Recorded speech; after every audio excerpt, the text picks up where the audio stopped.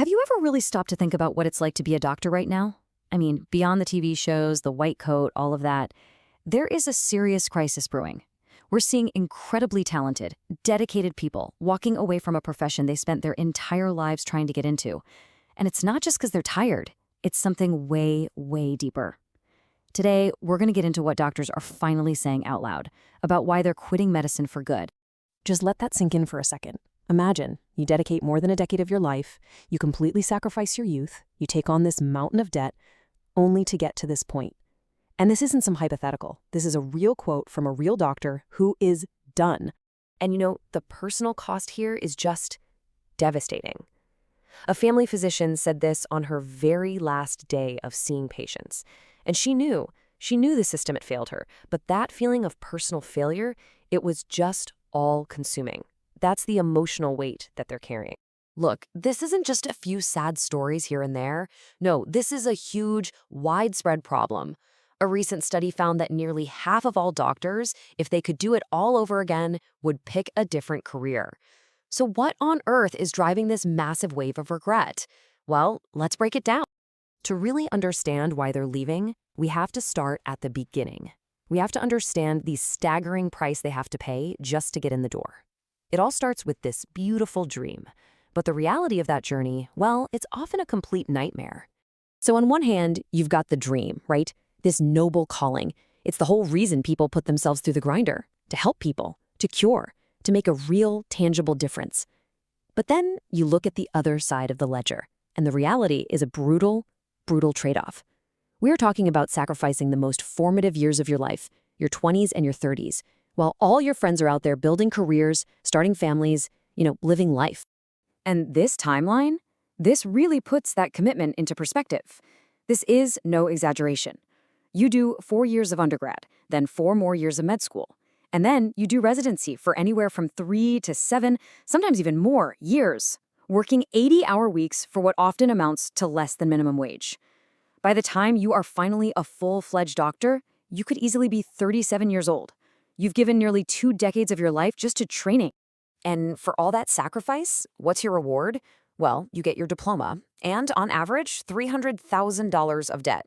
And here's the crazy part. Back in the 1990s, that number was closer to $30,000. So this massive financial weight is crushing them before they've even earned their first real paycheck. But honestly, the debt and the long hours, they're just the beginning of the problem.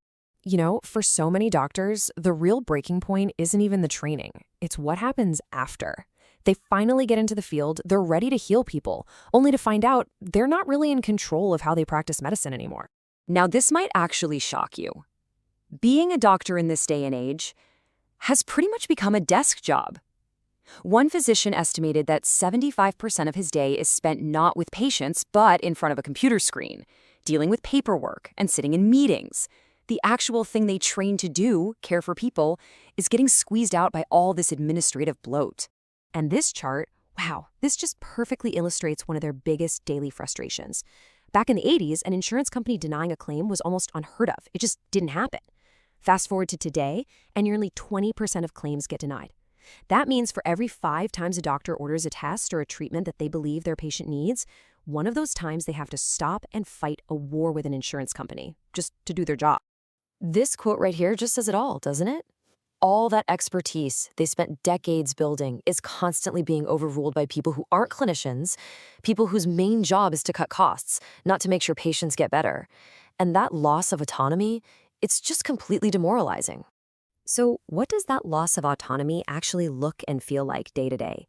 Well, it's being constantly judged by these performance metrics that don't really mean better patient care.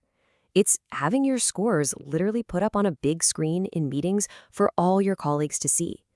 It's being pressured to spend less and less time with each patient, all while being treated like you're just a replaceable number in some giant corporate machine. And all of this, it leads to a word we hear thrown around a lot, burnout. But the way doctors are describing it, it has nothing to do with just being tired.